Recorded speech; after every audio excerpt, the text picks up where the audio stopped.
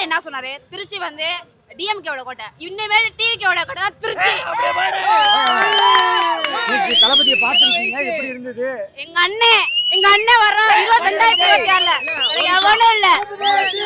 Youngsters எல்லா ஓட்டுமே எங்க அண்ணன் விஜய்க்கு மட்டும்தான். சீமான்லாம் மதிக்கவே இல்ல, எவனுமே மதிக்கல. பெரிய ஓட்ட விழுந்துருச்சு, போய் பாரு. இனிமே திருச்சியோட கேட்ட டிவிகே தான், எவனும் இல்ல. நான் சொன்னாரு, நான் இருக்கேன் வர முடியாதுன்னு. இதுக்காகவே வந்தாரு பாத்தீங்களா? அதுதான் தளபதி. 10:30 மணிக்கு ஏர்போர்ட்ல இறங்கினாரு. இறங்கி இங்க வரதுக்கு மணி என்ன ஆகுது புரியுதா? அங்க இருந்து வரதுக்கு வெறும் 1/2 மணி நேரம், 4 மணி நேரம். இப்ப தெரியுதா டிஎம்கேவா டிவிகேவான்னு? 26ல வைக்கிறோம். சின்னது எடுத்துக்காட்டு ஒருத்தர் சொன்னாரு திருச்சியில, நான் இருக்கும் போது திருச்சி நாங்க ஆள் இல்லைன்ட்டு. ஆனா அதை செஞ்சு காட்சி முடிச்சாரு. முதல் பூஜை திருச்சியில் ஆரம்பிச்சுட்டு போயிட்டாரு.